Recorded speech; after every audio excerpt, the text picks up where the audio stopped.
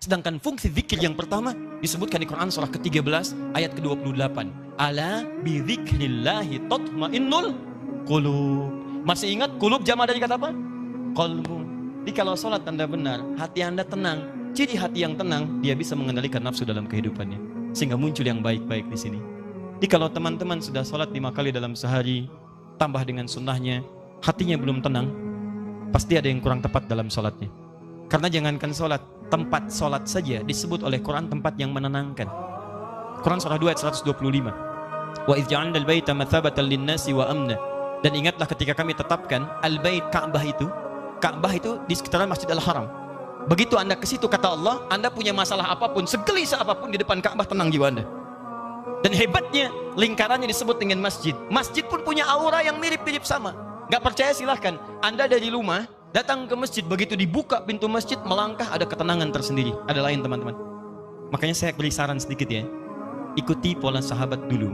Itu mereka apapun pekerjaannya, ada pengusaha, ada pedagang macam-macam. Itu kalau selesai bekerja, itu nggak langsung ke rumah Pak, teman-teman. Mereka mampir ke masjid. Begitu keluar dari masjid, yang dibawa itu aura masjid. Dia nyampe rumah itu bukan aura pekerjaan. Kadang-kadang kalau Anda dari pekerjaan ke rumah, itu yang dibawa tuh bayangan pekerjaan, menumpuk macam-macam, sehingga kadang-kadang banyak kegelisahan.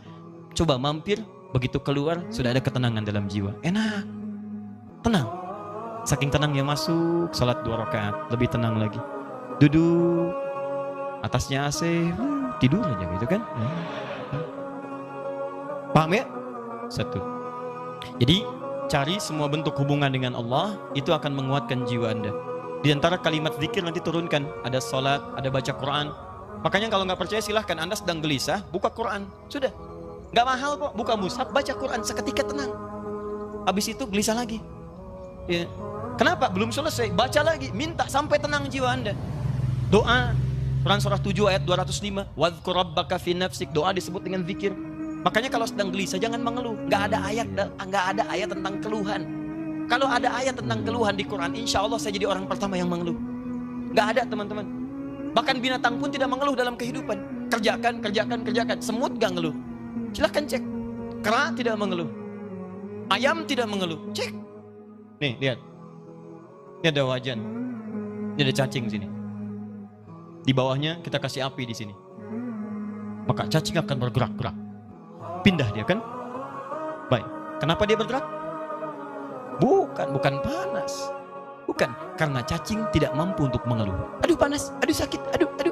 Kalau semua aduhnya kapan dia pindahnya? Pernah dengar? Coba kalau nggak percaya panaskan. Dengar nggak kalimat aduh, nggak ada. Silakan cek, nggak ada. Dia gerak aja supaya menghindar dari kepanasan. Anda itu nggak pernah tuntas masalah bukan karena Anda kurang hebat, barangkali banyak ngeluhnya. Dan Anda kurang tenang bukan karena kurang kaya, kurang takwanya, ini poinnya.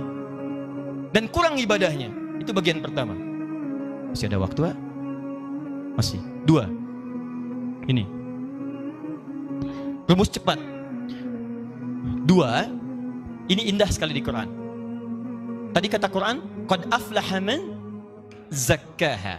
Sungguh akan bahagia, tenang orang yang mampu menyucikan hatinya. Baik, ikhwan atau akhwat di atas. Kalau nyuci itu pakaiannya dibuang atau kotorannya yang dibuang? Mah, tolong cucikan ya. Iya Pak, Palidgun, Pak Sumai. Oh, Masya Allah. Begitu pulang, mana mah pakaiannya? Dicuci, dibuang. Tidak. Nyuci, membuang kotornya. Kadang-kadang kotor itu mesti ada untuk nampak yang bersihnya. Sebab kalau kotor nggak ada, yang bersih nggak akan kelihatan. Allah ciptakan marah bukan untuk menjadikan Anda pemarah, tapi supaya sabarnya muncul. Sebab kalau nggak ada marah, nggak akan ada sabar. Kan mustahil ujuk-ujuk tiba-tiba datang kepada saya. Nggak ada hujan, nggak ada angin, nggak ada masalah. Tiba-tiba, sabar Ustadz, sabar. Saya cuma tanya, sehat? Karena mustahil teman-teman. Mustahil ada kejujuran. Kalau tidak diciptakan, lawannya dusta. Kalau nggak ada dusta, bagaimana bisa mengukur jujur? Jadi caranya bagaimana kata Quran? Ketika Anda mendapati semua ini dalam kehidupan, tidak diciptakan ini kecuali untuk diketahui lawannya. Jikalau Anda menemukan sesuatu yang tidak baik, yang bersumber dari nafsu, cepat langsung cari lawannya di takwa untuk menyelesaikan itu semua. Karena itu tidak dimunculkan kecuali melatih Anda untuk mendapatkan sifat takwanya. Contoh prakteknya. Ibu, halo? Suami pulang dari kantor, tiba-tiba marah. Marah saat dititipkan pada suami, hakikatnya isyarat Quran bukan ingin menjadikan suami pemarah, bukan. Tapi dititipkan marah pada suami supaya sabar di ibu itu muncul. Sebab di depan itu banyak persoalan yang membutuhkan sabar yang lebih. Kalau pada yang ini aja nggak bisa sabar, bagaimana mengatasi yang di depan? Diberikan kesabaran itu. Dititipkan marah pada suami bukan untuk menjadikan suami pemarah. Jadi kalau suami pulang marah misalnya, maka lihat cara bacanya. Berarti ibu dituntut untuk menghadirkan kesabaran. Allah sedang ingin memunculkan sifat takwa pada diri ibu dalam bentuk sabar. Ibu ingin dekat dengan Allah? Ingin. Baik, sekali lagi ingin dekat dengan Allah? Kunci dekat dengan Allah, sabar. Innallaha ma'as sabirin. Quran surah kedua ayat 153. Allah dekat dengan orang-orang sabar. Ibu ingin masuk surga? Kunci masuk surga, sabar. Quran surah 13 ayat ke-28. Kalimat malaikat pertama menyambut orang ahli surga, salamun alaikum bima sabartum. Selamat, Anda bisa masuk surga karena sabar. Jadi kalau ada suami marah, datang ke rumah, berbahagialah bu. Kenapa? Karena pada saat itu ibu dititipkan oleh Allah, langsung cari lawannya. Mama, alhamdulillah, sabar. Ya Pak, Masya Allah. Ini kadang-kadang tertukar.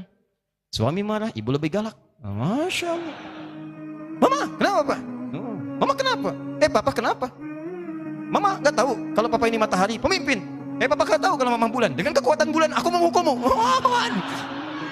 Ini repot. Gak nyambung. Gak beres-beres kalau begitu. Sama.